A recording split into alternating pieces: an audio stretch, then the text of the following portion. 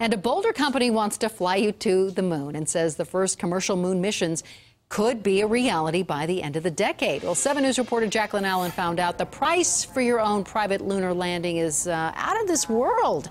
Well, you know, it'll cost you about $750 million, and you have to buy 2 tickets, so $1.5 billion. The last manned mission to the moon, though, was 40 years ago here. This is Apollo 17, and one Boulder company says the moon will soon be back open for business.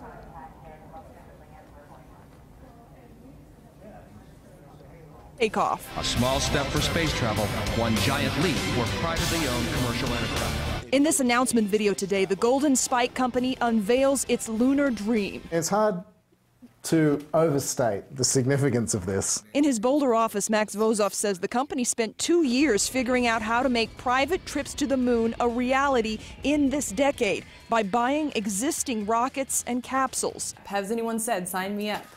We are not talking as a matter of policy. We're not talking about investors and customers. We have had extensive discussions with both, and there's a lot of interest. To start with, he says other countries or companies may be interested in planting their flags or seeing their names on HD video on the moon. Really, putting people on the moon has always been as much about cachet and prestige and national pride as it is about science. There's also a lot of good science to be done. But some skeptics have questioned whether this startup will survive, despite the success of companies like SpaceX, which has ferried cargo to the International Space Station for NASA.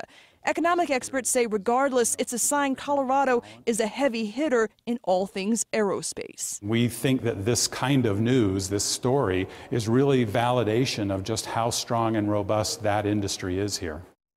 Now, that $1.5 billion price tag may sound a bit hefty to you and me, but the company says that's similar to what countries are already paying right now for robotic missions to the moon.